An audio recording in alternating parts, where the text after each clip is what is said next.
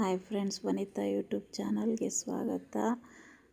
Please subscribe ಮಾಡಿ friends. ನಿಮ್ಮ subscribe ಲೈಕಿಂದ ನಮಗೊಂದು ಹೆಲ್ಪ್ ಆಗುತ್ತೆ ಫ್ರೆಂಡ್ಸ್. ಬೆಳಗ್ಗೆನೇ ಮಳೆ ಬರ್ತಾಯಿತ್ತು. ಮಳೆ ಬರ್ತಾ ಇರೋದಕ್ಕೆ ಬಾಗಿಲು ತೊಳೆಯೋಕೆ ನೀರು ಹಿಡ್ಕೊತಾ ಇದ್ದೆ. ಬೋರ್ ಕೆಟ್ಟೋಗಿತ್ತಲ್ಲ, ಹಾಗಾಗಿ ಬೋರ್ ಕೆಟ್ಟೋಗಿರೋದ್ರಿಂದ ನೀರು ಹಿಡ್ಕೊಂಡು ಸರ್ಕಸ್ಸು 4-5 ದಿವಸದಿಂದ ಇದೇ ಥರ ಮನೆ ಕೆಲಸನೂ ಮಾಡ್ಕೊಳ್ತಾ ಇರೋದು. ನಾನು ನೀರು ಹಿಡಿಯೋದು, ಅದರಲ್ಲೇ ಪಾತ್ರೆ ತೊಳ್ಕೊಳ್ಳೋದು, ಅದರಲ್ಲೇ ಬಾಗಿಲು ಗುಡಿಸ್ಕೊಳ್ಳೋದು. ಅಂತೂ ಇವತ್ತು ಬೋರ್ ರೆಡಿ ಆಗುತ್ತೆ ಅಂತ ಅಂದರು. ಬೆಳಗ್ಗೆನೇ ಸಿಲಿಂಡ್ರ್ ತಂದು ಕೊಟ್ಟರು ಫ್ರೆಂಡು. ಸಿಲಿಂಡ್ರ್ ಖಾಲಿಯಾಗಿದೆ, ತೆಗೆದು ಕ್ಲೀನ್ ಮಾಡಿ ಒಳಗಿಟ್ಬಿಟ್ಟು ಬಾಗಿಲೆಲ್ಲ ಗುಡಿಸೋಣ ಅಂತ ರೆಡಿ ಮಾಡ್ಕೊಂಡೆ. ಆ ಸಿಲಿಂಡ್ರು ತುಂಬ ಗಲೀಜು ಬಿಡು, ತಂದು ಕೊಟ್ಟಿದ್ದಾರಲ್ಲ ಅಂತಂದು ಎಲ್ಲ ಒರೆಸಿ ಕ್ಲೀನ್ ಮಾಡಿ ಬಾಗಿಲು ಗುಡಿಸೋಷ್ಟೊತ್ತಿಗೆ ಟೈಮ್ ಆಗೋಗಿರುತ್ತೆ. ಮಕ್ಕಳು ಇರಲಿಲ್ಲ, ಇಬ್ಬರೂ ರಜಾ ಇತ್ತು ಮಳೆ ಇರೋದ್ರಿಂದ ಇವತ್ತು. ಹಾಗಾಗಿ ಎಲ್ಲ ಬಾಗಿಲೆಲ್ಲ ಗುಡಿಸ್ಕೊಂಡು ಒಳಗಳೆಲ್ಲ ಗುಡಿಸ್ಕೊಂಡು ಪೂಜೆ ಮಾಡ್ಕೊಬಿಡೋಣ ಅಂತ ಎಲ್ಲ ರೆಡಿ ಮಾಡ್ಕೊತಾ ಇದ್ದೆ. ಏನೂ ಮಾಡೋಂಗಿಲ್ಲ, ಬೋರ್ ಸರಿ ಆಗೋವರೆಗೂ ಮಳೆ ನೀರೇ ಗತಿ ಅಂದ್ಕೊಂಬಿಟ್ಟಿದ್ದೀನಿ. ಬೋರ್ ಇವತ್ತಾದರೂ ಸರಿಯಾಗುತ್ತಾ ಏನಾಗುತ್ತೋ ಗೊತ್ತಿಲ್ಲ. ಇವತ್ತು ರೆಡಿ ಆಗುತ್ತೆ ಅಂತ ಹೇಳಿದ್ದಾರೆ.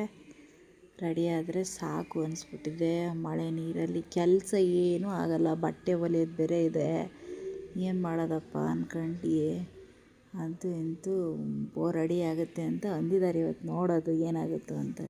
ಬೇಗ ಕಸ ಎಲ್ಲ ಗುಡಿಸ್ಕೊಂಡು ನೆಲ ಒರೆಸ್ಕೊಬರೋಣ ಅಂತ ರೆಡಿ ಮಾಡ್ಕೊಂಡು ಎಲ್ಲ ಗುಡಿಸ್ಕೊತಾ ಇದ್ದೆ.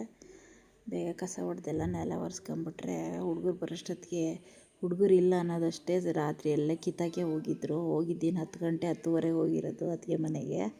ಹೋಗಿ ಅಲ್ಲಿ ಮಲಗ್ತೀವಿ ಅಂತ ಇಲ್ಲೇ ಎಲ್ಲ ಓದ್ಕೊಂಡು ಬರ್ಕೊಂಡು ಎಲ್ಲ ಕಿತ್ತಾಕಿ ಫೈಟಿಂಗ್ ಎಲ್ಲ ಮುಗಿಸ್ಕೊಂಡು ಅಂತೂ ರಾತ್ರಿ ಕಸ ಗುಡಿಸ್ದೆ ಮಲಗಿಬಿಟ್ರೆ ಮುಗಿದೇ ಹೋಯ್ತು.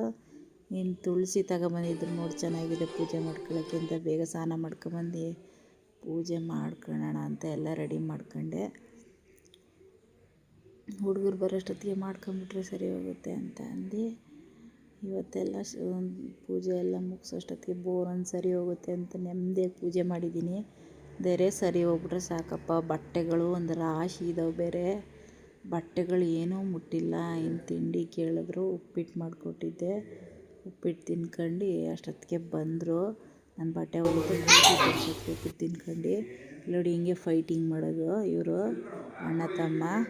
ಓದ್ಕೊಳ್ಳೋ ಅಂತ ಅಂದರೆ ತಡಿ 5 ನಿಮಿಷ ತಡಿ 10 ನಿಮಿಷ ತಡಿ ಅಂತ ಅಂತಿರ್ತಾರೆ.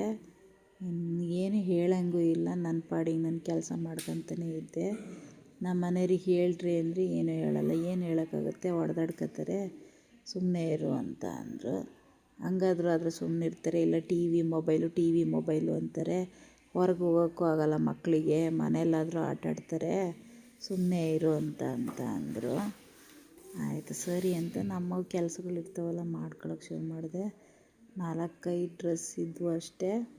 ಇನ್ನು ಮುಗೀತು ಟಾಪ್ಗಳು ಹೊಲಿಯೋದು.